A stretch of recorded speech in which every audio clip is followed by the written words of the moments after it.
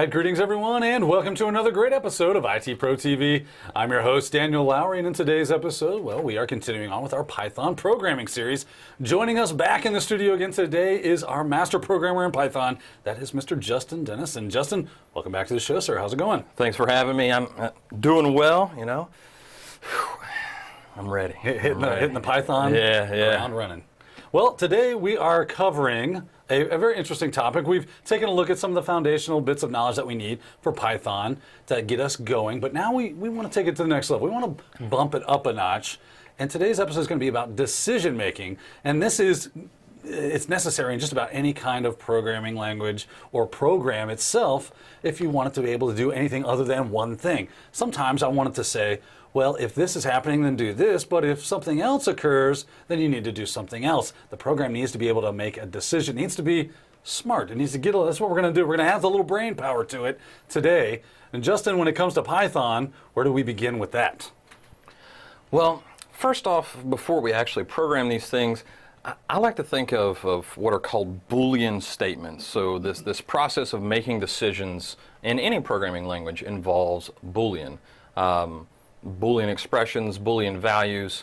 I like to think of these, though, as questions. Like you're effectively asking what would be a rhetorical question, and you're getting an answer, either a yes or no answer. Like, did you have lunch? Yes. Did you, have you done 15 jumping jacks? Yes. Then you can start to structure your code so it runs on these conditional statements.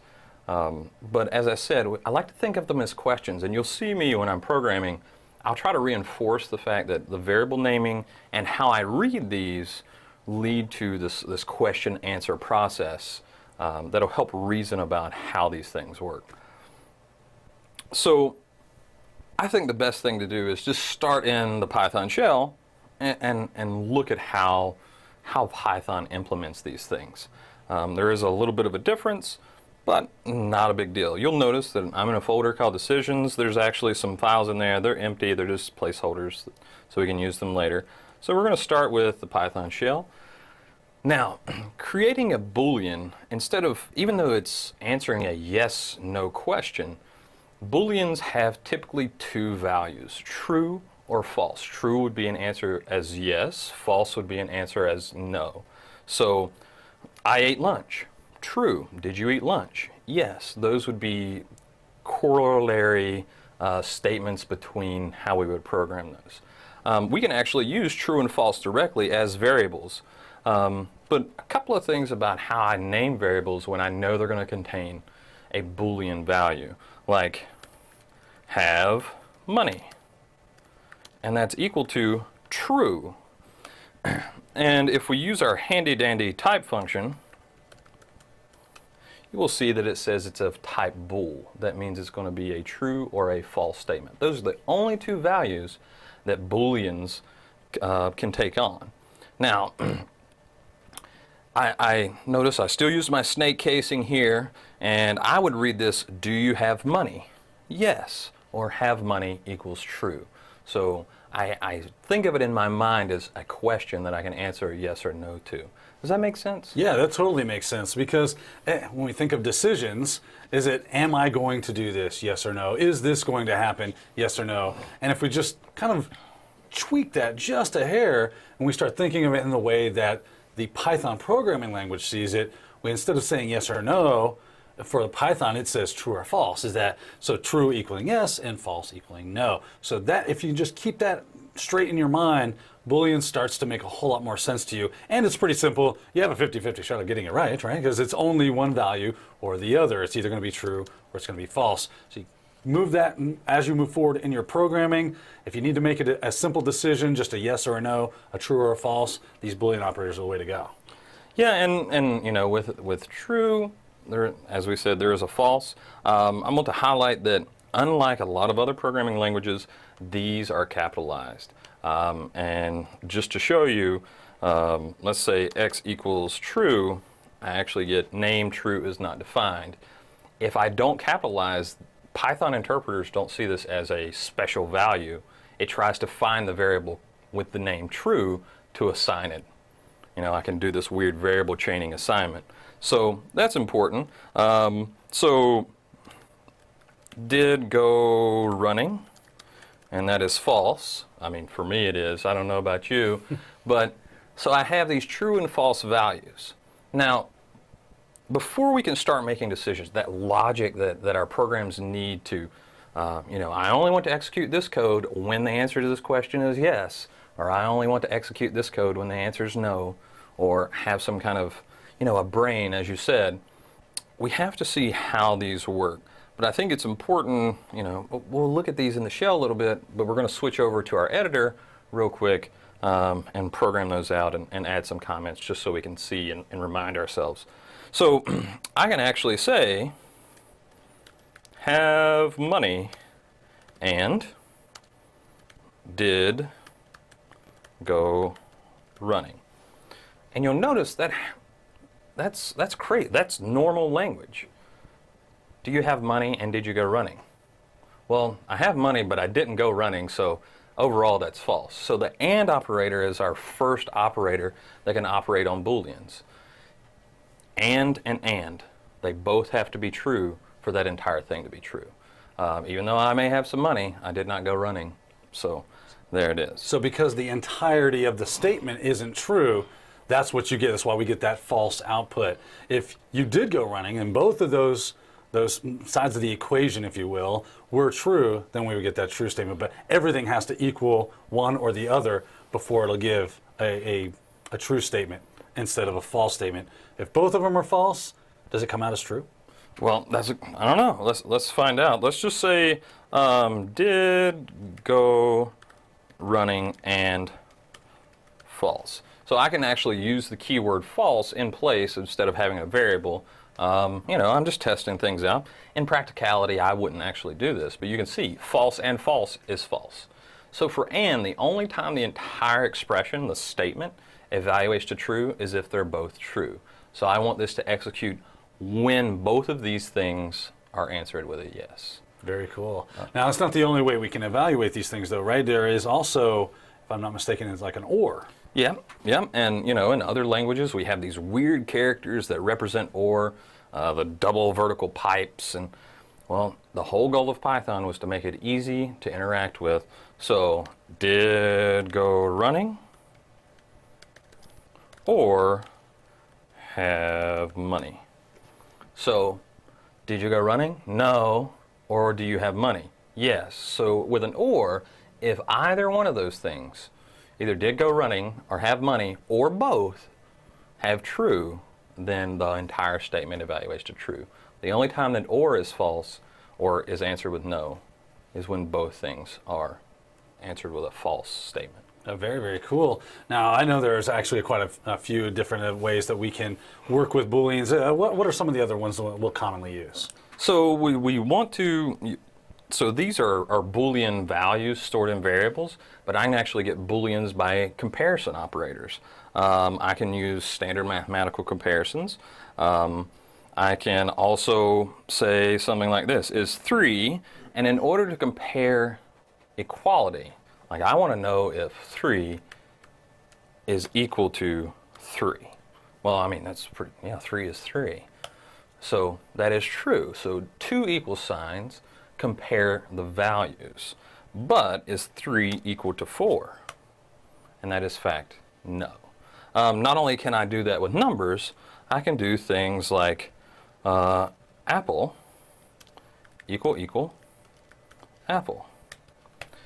And that is also true. Now, this leads to these comparisons only work for certain data types that are what are called comparable. Capitalization does matter in strings.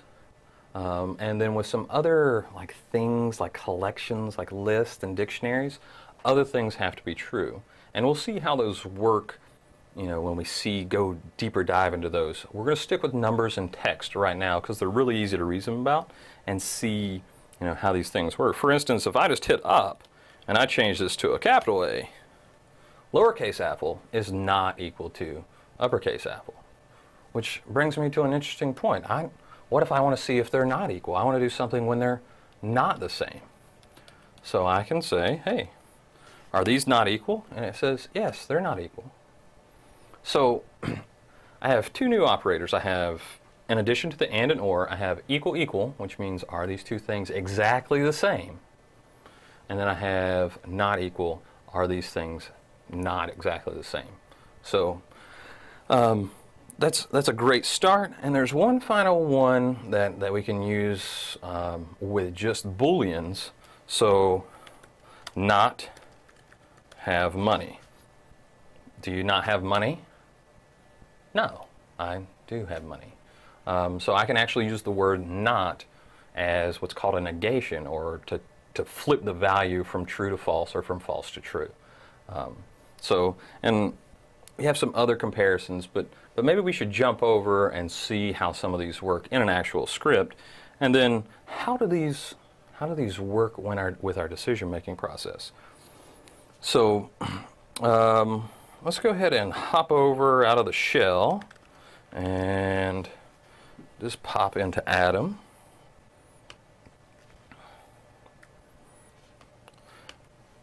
And let's just add our shebang here. Whoa, I was about to do some crazy stuff there. So there is that.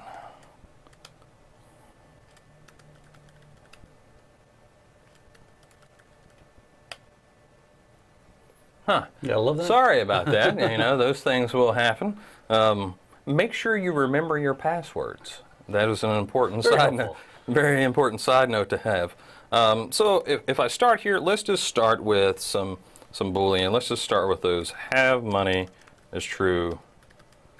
Did go running equals false.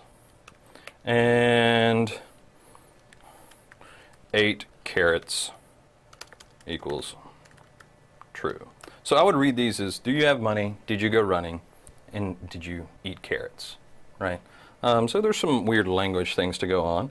But what are some common things we saw with the and, the not, and the or?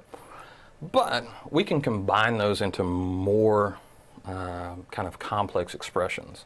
So if I were to say x equals have money and 8 carrots, then that would be true and true. But I want to say if that is not the case for both of those. So I can add parentheses.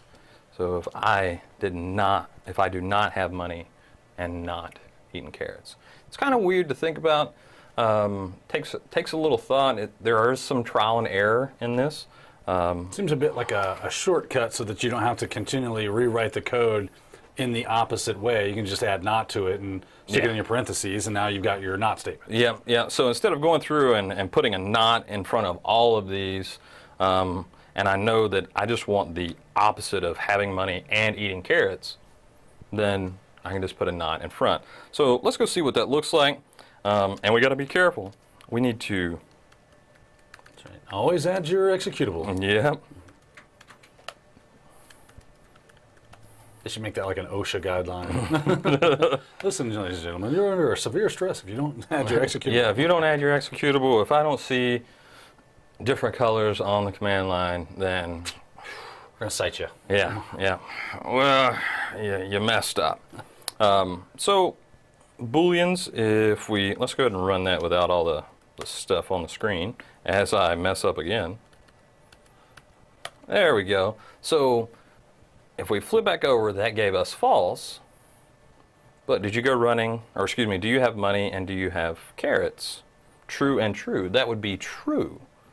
But I want the opposite. I like to think of not as doing the opposite of that. Yeah. And what's cool is if you look at Jason, I told you, I'm going to call you Jason all day. If you look at Justin's code here, you've got more, our output was just the word false, right? It seems like it really didn't do a whole lot. But what is he doing? He's declaring a few variables. He's giving them the values that they need, right? He's got the true, false, and true for each one of the variables, respectively. And then he creates a new variable that is negating the fact that two of those variables are true. So it's basically turn them into not statements and then saying print the value that's in that variable that he just created, which is x for this specific what's the word? Example. That's the word I'm looking for. This specific example. I know, it gets you every time. It's a very difficult word to say and to remember.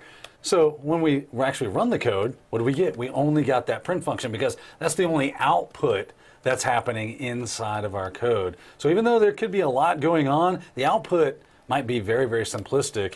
And if you only see false, you think, wow, man, your code didn't do a whole lot. Maybe it actually did a vast number of things, but only the output seemed very simplistic. Yeah, and typically you're not just going to print true or false to the output.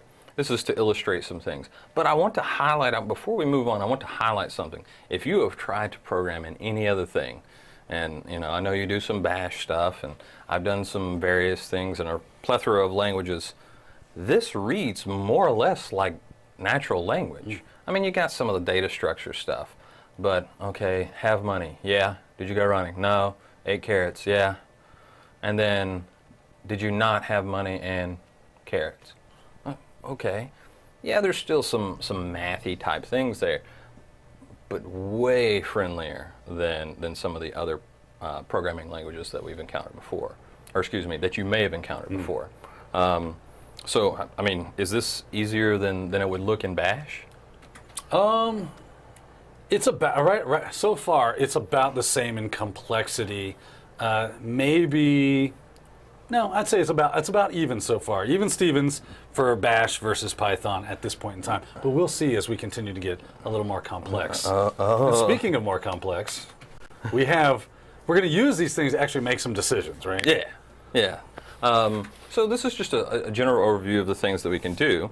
But, for instance, I'm actually going to get rid of this. And this is what's called an if statement. So an if statement, as our program's running, our interpreter's ingesting this text, I can use what is called an if statement to have basic decisions. And here's how that looks. I'm going to say if you do not have these things, then print you need to eat some carrots. Now, Justin, I noticed right away that your text editor here did a little funny thing. It indented for you, unless you did that. No, well, that's so these rich text editors are very powerful. As I said before, the standard for Python, and you'll notice it jumps like this. The standard is actually 4 spaces. So in a regular text editor, I would have to hit spacebar 4 times. If you don't match those up appropriately, then you'll get all those weird indentation errors. However, because I'm using Atom as well as Sublime and things, when I hit enter, it can kind of, oh yeah, you need to indent there. But I'm glad you brought up the indentation. This means when I indent one level, if this is, if this evaluates to true, if this whole thing ends up being true, okay, then all of the code that is indented one level at least or more is nested under that if statement. And you'll see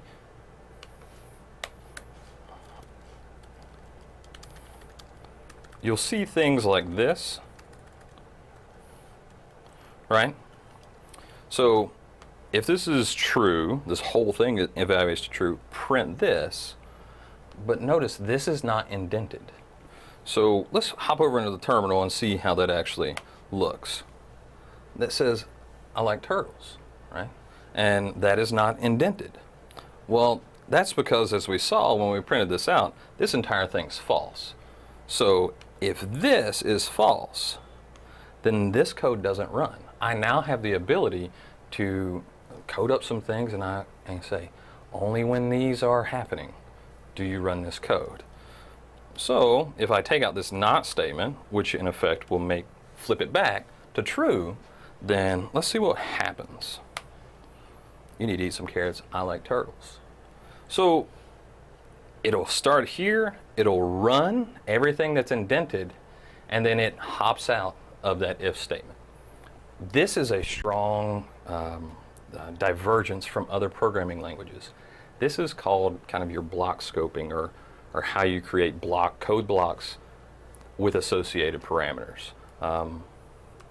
Does you said you've done some C++, right?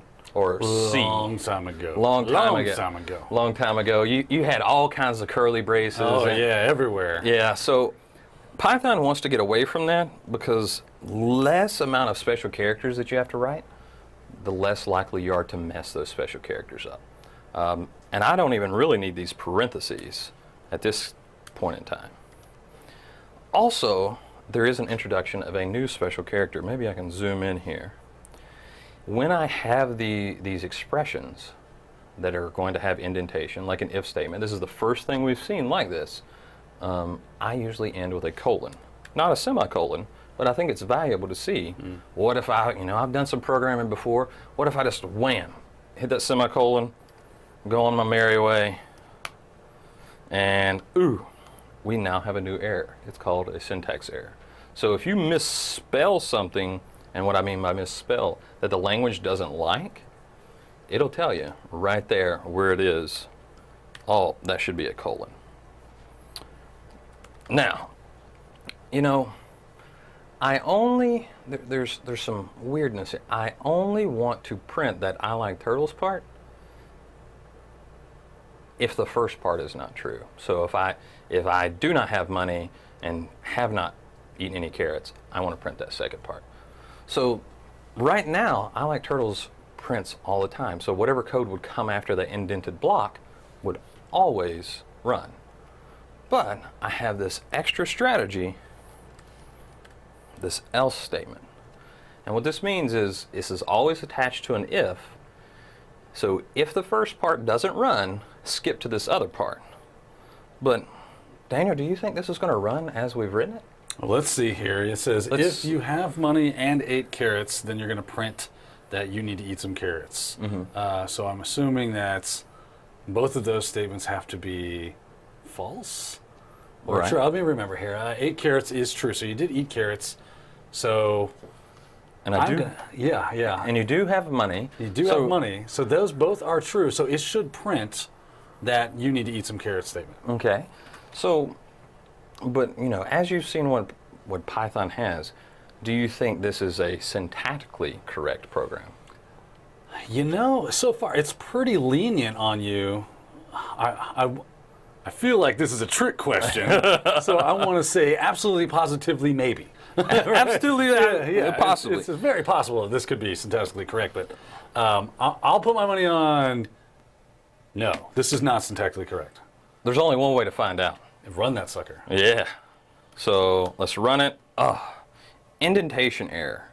Now, I did this intentionally because it says, hey, this is where the error is. Our Python interpreter knows that this else should have code that's associated with it. Right now, it has nothing. And it says, I'm assuming this next line that you wrote right there, that's supposed to be the else statement. Oh, yeah, that's right. Okay. So if I tab this in, notice this structure follows.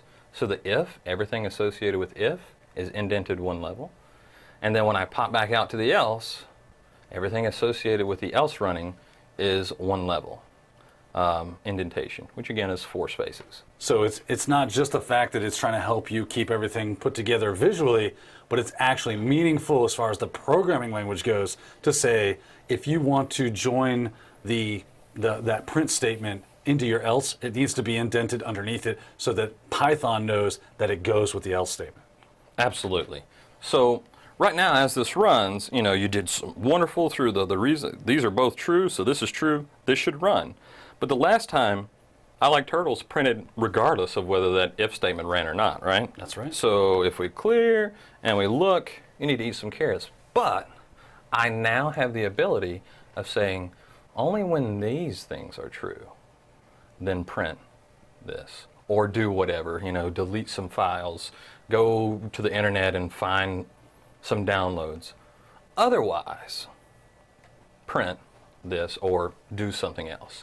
So I like to think of it as an either or. So either do this or do this, right? Versus without the else statement.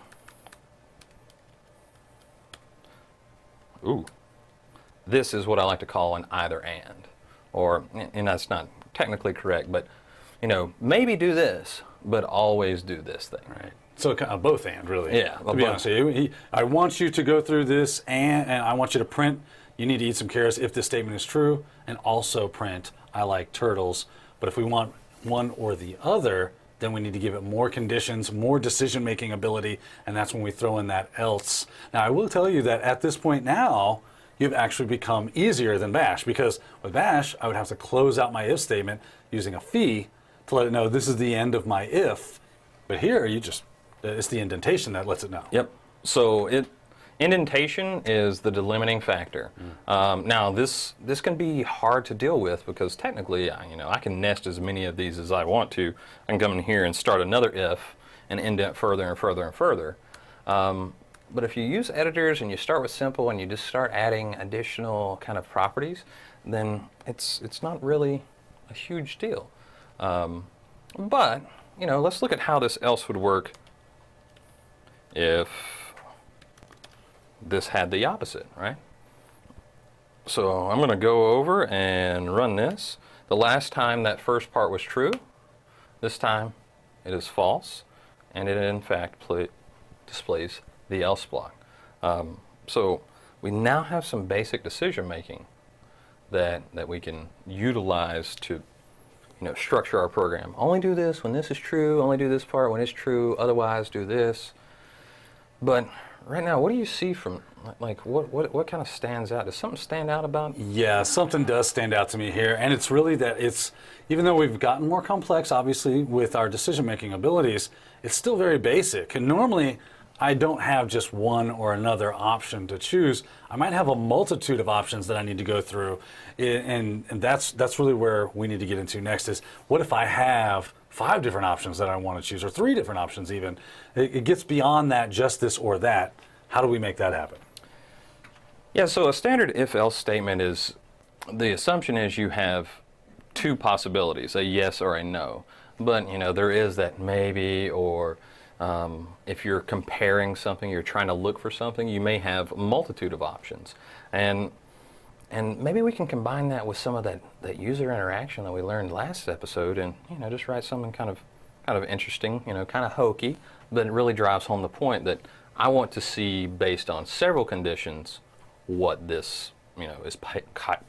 Scoot. I'm going to try that one more time. Let's see what this actually is capable of doing. So I'm going to hop over to my user decision. I'm just going to copy my shebang here. Maybe.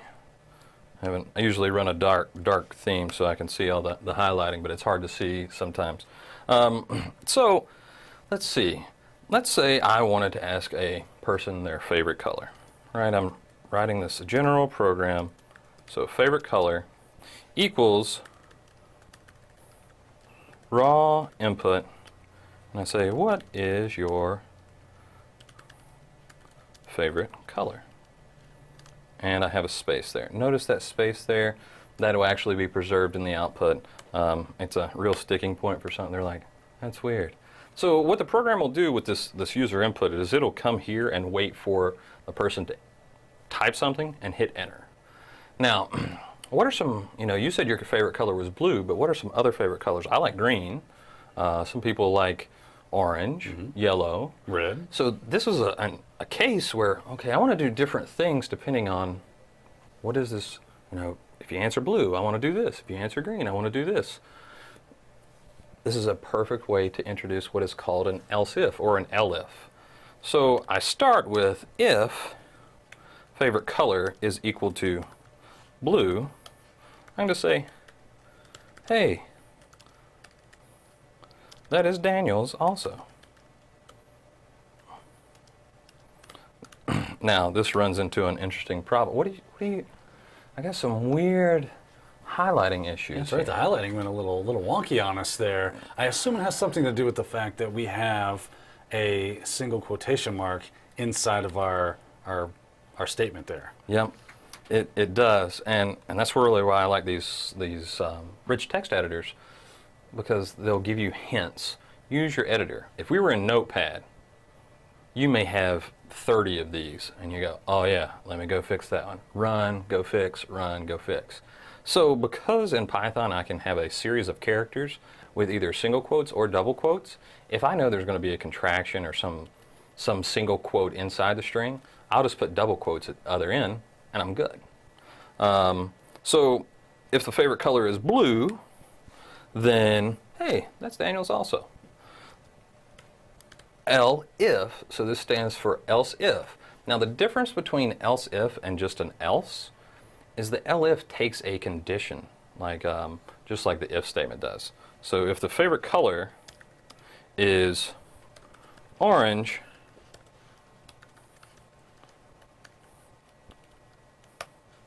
I can just say,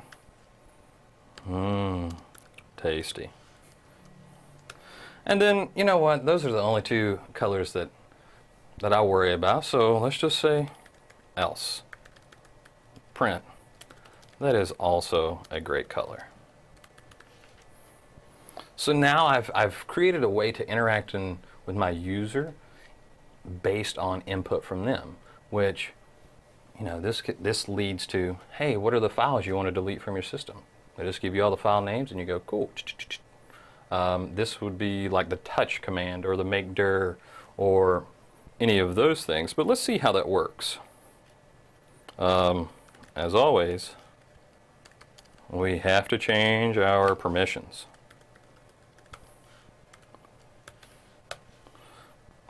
Let's go with yours. All right, let's do it. Blue. Blue. That is Daniel's favorite color. And notice it stops, right? So when this gets to the very end, it stops executing. But you know, I noticed something.